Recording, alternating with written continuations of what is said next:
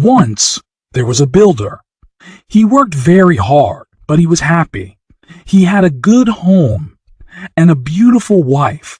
One day, the king came to him and said, "Dear builder, I have heard that you are the best builder in the country. I want to see your work. Build a house for my son." The builder was very surprised. He did not think he was so good at his job, but he was very happy to work for the king. So he went and built the house, and then he came home. "My lovely wife," he said, "did you miss me?" "Oh yes, of course. You finished that house very quickly."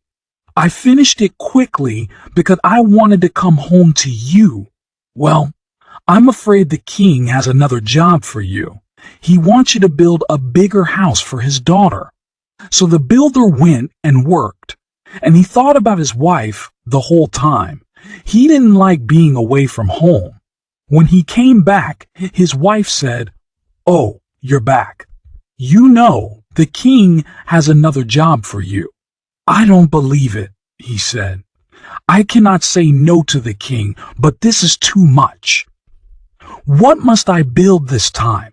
The king wants a new castle. It must be beautiful, and you have 5 days to finish it." 5 days. I can't build a castle in 5 days. His wife sighed. "Well, you have to try. If you do not do it, the king will kill you." That night, the builder went into the forest. He could not sleep.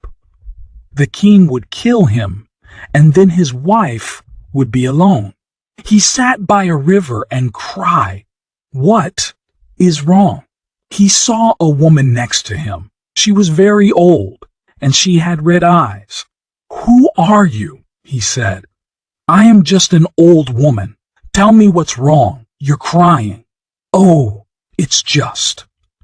The king has asked me to build a castle for him in 5 days. I cannot do it, and he will kill me." "Ah," said the old woman, "I can help with that." She gave him a piece of her hair. "Put this under the first brick you put down." The builder thought she was crazy, but he did what she said. He put the hair under the first brick of the castle and started building. He worked and worked, but the day went very slowly. When night came, he had finished the castle. "I don't believe it," he said. The hair he put under the brick had changed time. It was magic. When he came home, his wife was very surprised. "You finished it?" "Yes. I was so excited to see you that I worked all day." "How wonderful," she said. But when the king saw the new castle the next day, he was not happy. This castle needs something. I know. It needs a lake, but I am a builder. I cannot make a lake." "You are such a good builder. You must know how to make a lake. You finished the castle so quickly. So I think you will only need 3 days this time." To make the lake, he would have to dig a hole and fill the hole with water. It was too much work for 3 days. The builder went back into the forest that night and cried. The old woman came again and said, Well, he wants you to make a lake, does he? You know, I think this king really hates you. I don't understand why. I've always worked hard for him. It is very strange. But don't worry. I will help you again." This time, she gave him a bowl of water. "Dig the hole and pour this water in." So the builder did that. He dug all day and made a big hole. Then he poured the bowl of water in. The water grew and grew, and the lake filled with water, and it was beautiful and blue. But of course, his wife and the king were not happy to see it. "You are quite an amazing builder," said the king, very angry. "But I want to see something really special now. Tomorrow morning, I will come to your house. I want to see a himphamp. If you do not make me a himphamp, I will kill you myself." The builder did not understand. What was a himphamp? He had never heard of it. Again, he went to the old woman in the forest and told her about the himphamp. "This will be more difficult. Do exactly what I say. Take this pot." She gave him a pot. "Put it under your bed and hide in your room tonight. When someone touches the pot, say, 'Hold on, little pot.' Then you will be safe." The builder did not understand, but he said thank you to the old woman. When he came home, the king was there. He was in his bed with his wife, and they were kissing. "Oh, my king, she cried. "I love you so much." The builder couldn't believe it. His wife was sleeping with the king. Now he understood. All this time, the king wanted him to build big houses and castles so that he was away, and the king could sleep with his wife. The builder wanted to kill the king, but the king had his sword next to the bed. So the builder waited until they went to sleep. Then he put the pot under the bed and hid. In the morning, the king said, "Oh, that was a good night, and your husband is busy looking for a himphamp. But of course, himphamps aren't real." "I know," said the wife. "I know you know. Anyway, I'm going to the toilet," said the king. "There's a pot under the bed," said the wife. So the king took out the pot, and when he touched it, the builder said, "Hold on, little pot." The pot stuck to the king's hand, and he could not move away from it. "The pot is stuck to my hand," he cried.